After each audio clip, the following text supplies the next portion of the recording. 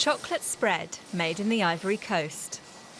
Every day the company C'est Moi produces thousands of jars. Head of production, Adama Coulibaly, is proud of his products.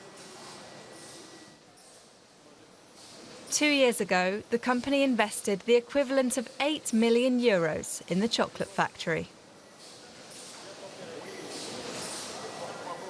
A chocolate factory like this is invaluable to a country such as the Ivory Coast.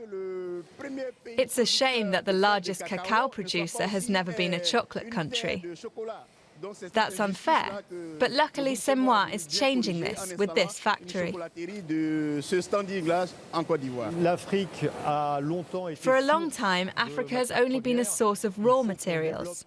But change is necessary. To make progress, we need to add value to what we produce, and we need a growing middle class.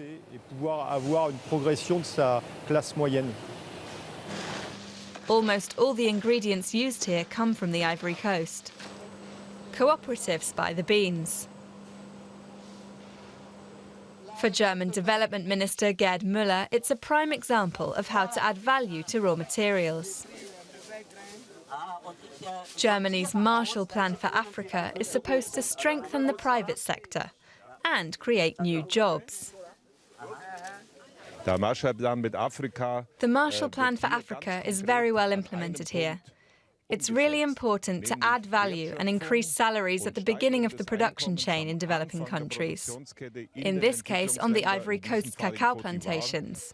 This generates income and provides incentives for development.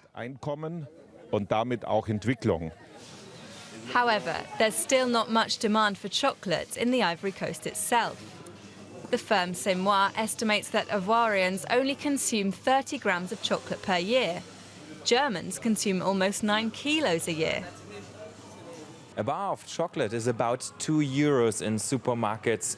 Chocolate spread starts at 50 cents. Still too much for most Ivorians. Nonetheless, companies like C'est Moi are counting on the growing middle class in the country. The idea is simple. The more money people make, the more they're going to spend on chocolates.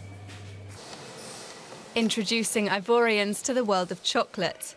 That's the challenge for Adama and his colleagues. But with a new production plant planned for April, the chocolate firm's future is already looking sweet.